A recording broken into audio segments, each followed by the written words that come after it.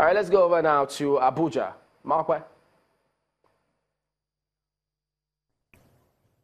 Well, thank you, Chamberlain. We're definitely turning our attention to something else, but equally very important.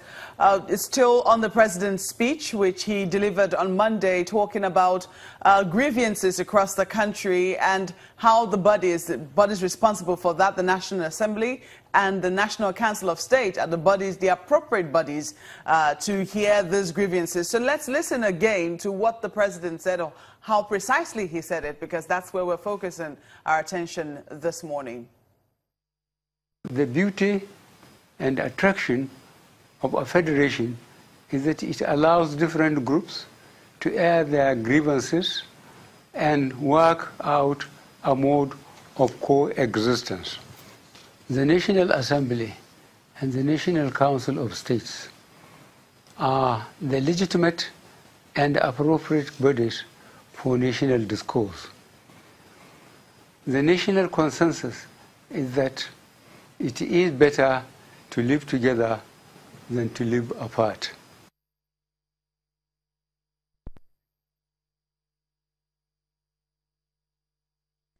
Well, joining me now to discuss the president's comment is Honorable Eyozuwa Agwanyima, who is a member of the House of Representatives. Honorable, you're welcome to Sunrise Daily. Thank you for having me. Thank you to our viewers out there. Now, quickly, when you heard the president's speech, first and foremost, what chord did it strike for you?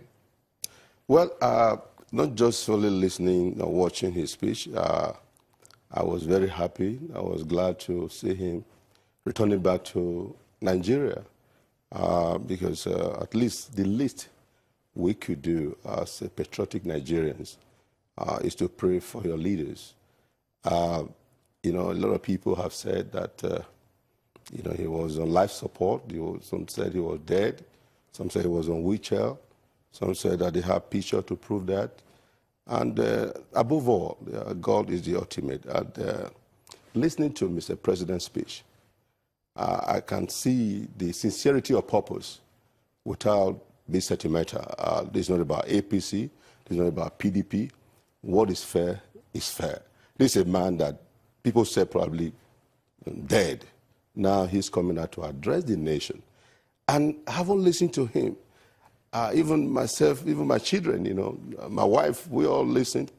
And I was highly impressed. I was highly impressed. You know, I was thinking maybe I was going to hear something different.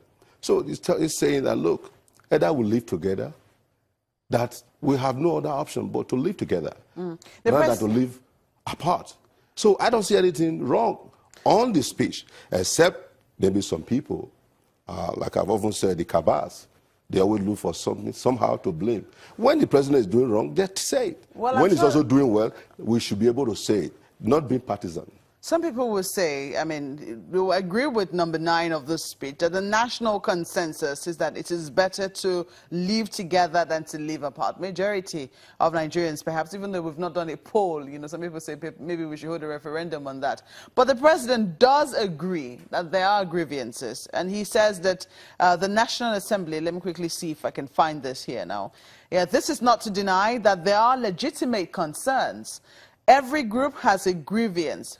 But the beauty and attraction of a federation is that it allows different groups to air their grievances and work out a mode of coexistence.